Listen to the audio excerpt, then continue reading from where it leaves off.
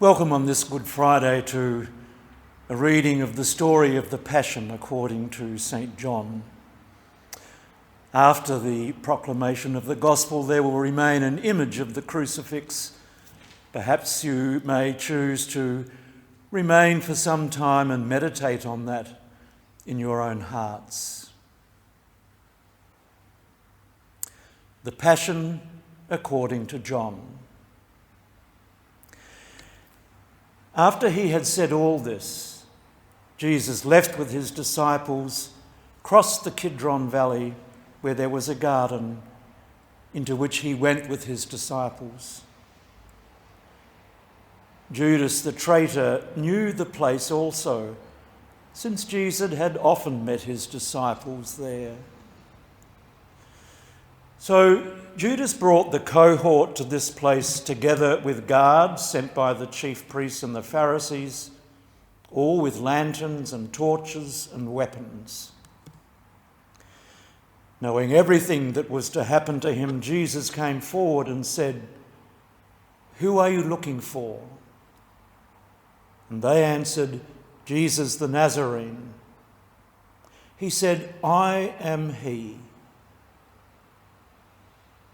Now Judas the traitor was standing among them.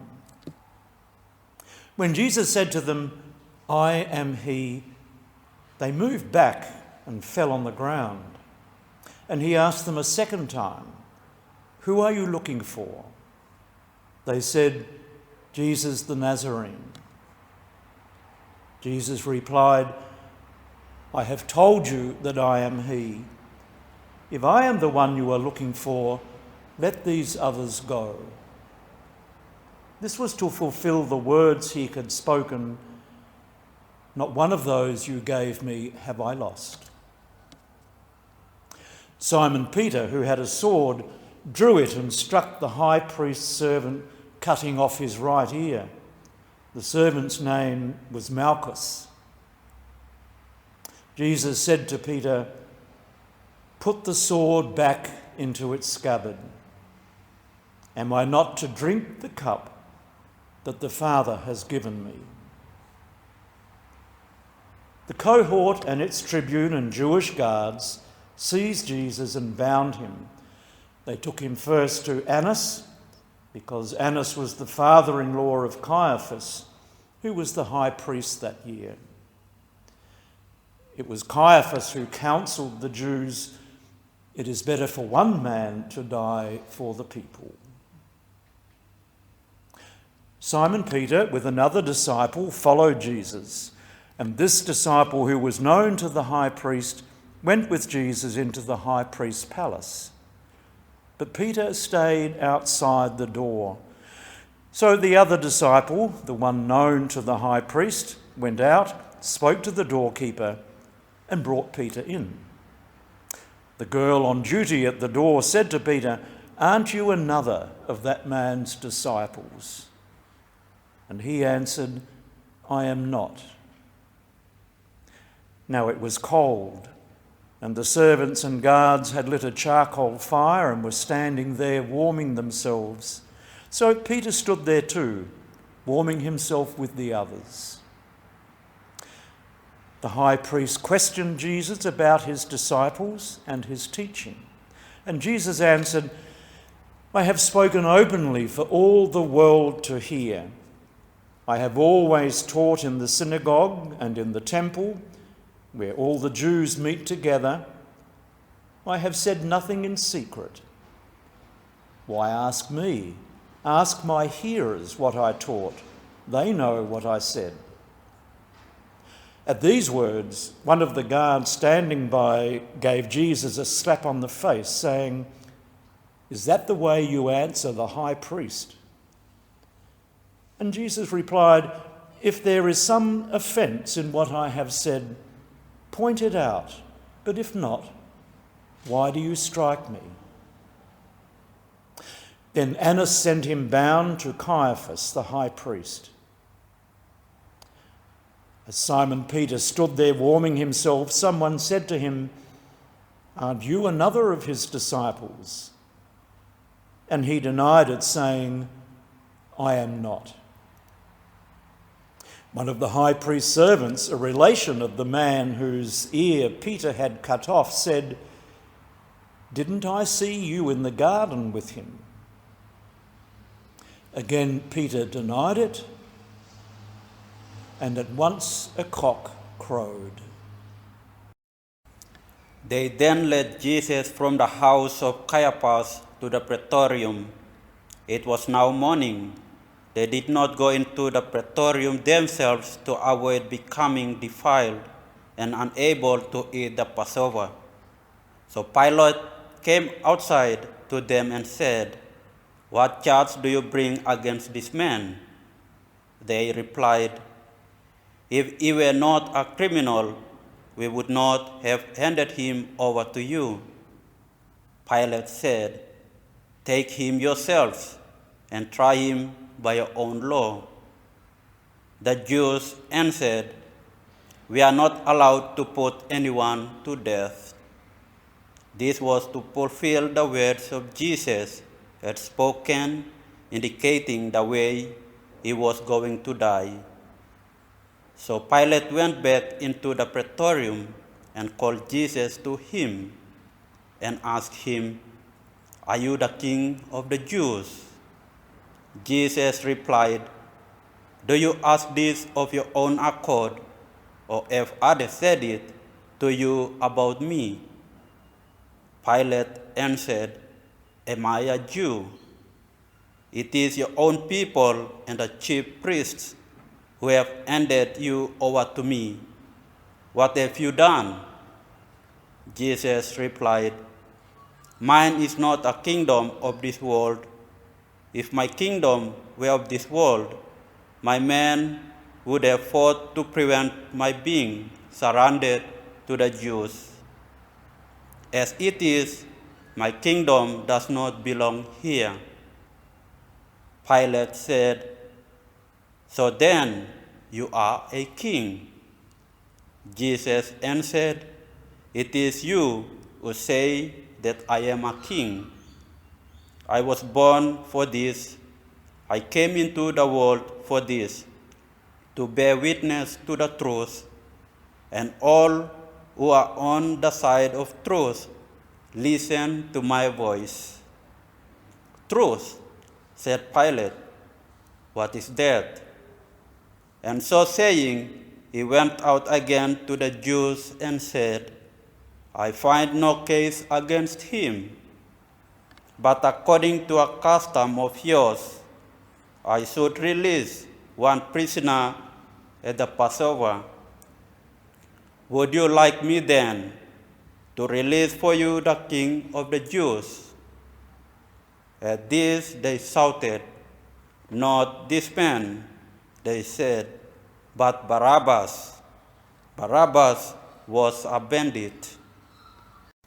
Pilate then had Jesus taken away and scourged. And after this, the soldiers twisted some thorns into a crown, put it on his head, and dressed him in a purple robe.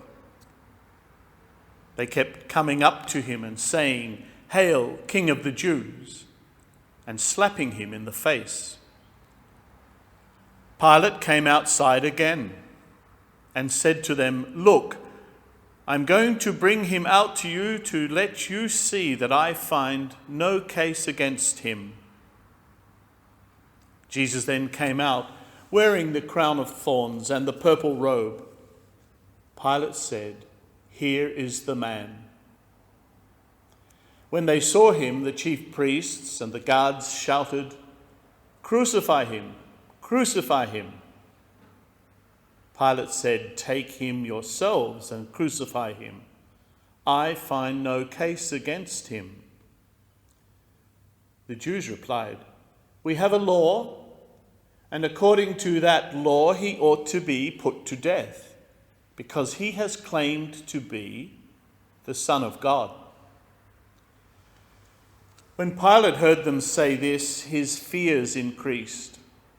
Re-entering the praetorium, he said to Jesus, "Where do you come from?" But Jesus made no answer. Pilate then said to him, "Are you refusing to speak to me? Surely you know I have power to release you, and I have power to crucify you." Jesus replied, "You would have no power over me at all if it had not been given you from above. That is why the man who handed me over to you has the greater guilt." From that moment, Pilate was anxious to set him free, but the Jews shouted, "If you set him free, you are no friend of Caesar's. Anyone who makes himself king is defying Caesar." Hearing these words, Pilate had Jesus brought out and seated him on the chair of judgment at a place called the Pavement, in Hebrew, Gabbatha. It was the day of preparation, about the 6th hour. "Here is your king," said Pilate to the Jews.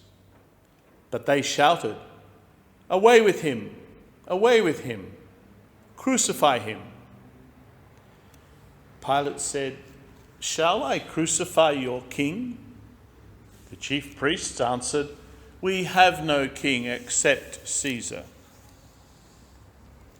So at that, Pilate handed him over to be crucified. They then took charge of Jesus, and carrying his own cross, he went out to the place of the skull, or as it is called in Hebrew, Golgotha, where they crucified him with 2 others, one on either side, Jesus being in the middle. Pilate wrote out a notice and had it fixed to the cross. It said, "Jesus the Nazarene, King of the Jews." This notice was read by many of the Jews because the place where Jesus was crucified was near the city, and the writing was in Hebrew, Latin, and Greek.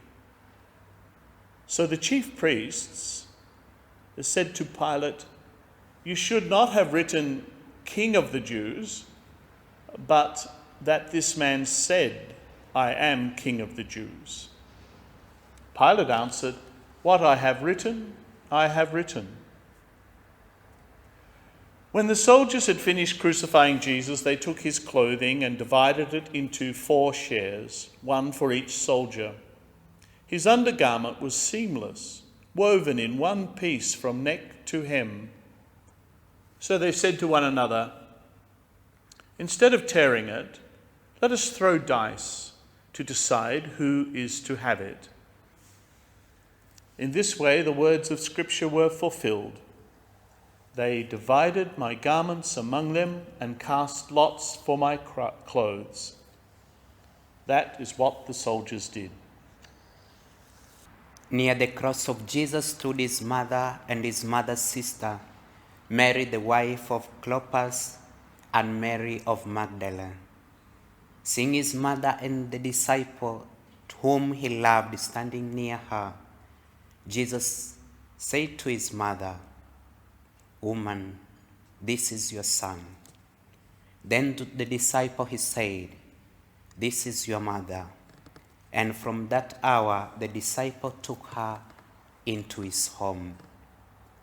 After this, Jesus knew that everything had now been completed, and so that the scripture should be completely fulfilled, he said, "I am thirsty." A jar full of sour wine stood there, so putting a sponge soaked into the wine on a hyssop stick, they held it up to his mouth. After Jesus had taken the wine, he said, "It is fulfilled."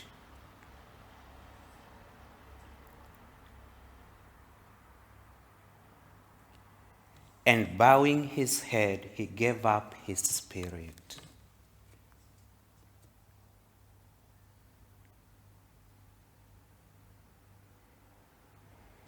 It was the day of preparation, and to avoid the bodies remaining on the cross during the Sabbath, since that Sabbath was the day of the special solemnity, the Jews asked Pilate to have their legs broken and their bodies taken away. Consequently, the soldiers came and broke the legs of the first man who had been crucified with him, and then the other. When they came to Jesus, they saw he was already dead. And so instead of breaking his legs, one of the soldiers pierced in his side with a lance, and immediately water came out and blood.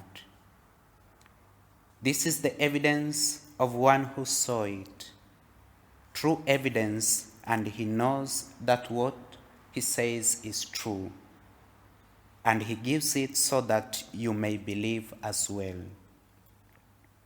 Because all this happened to fulfill the words of the scripture, not one bone of his will be broken.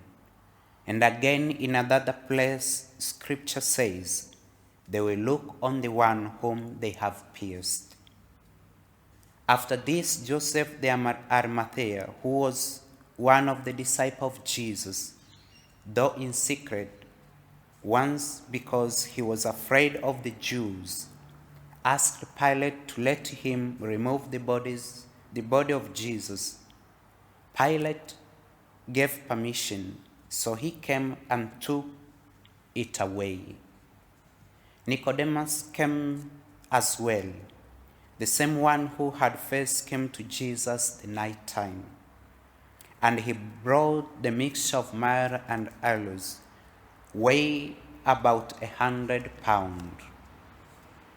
They took the body of Jesus and bound it in a linen cloth with the spices, following the Jewish burial custom. At the place where he had been crucified, there was a garden, and in the garden a new tomb in which no one had yet been buried. Since it was the Jewish day of preparation and the tomb was nearby, they laid Jesus there.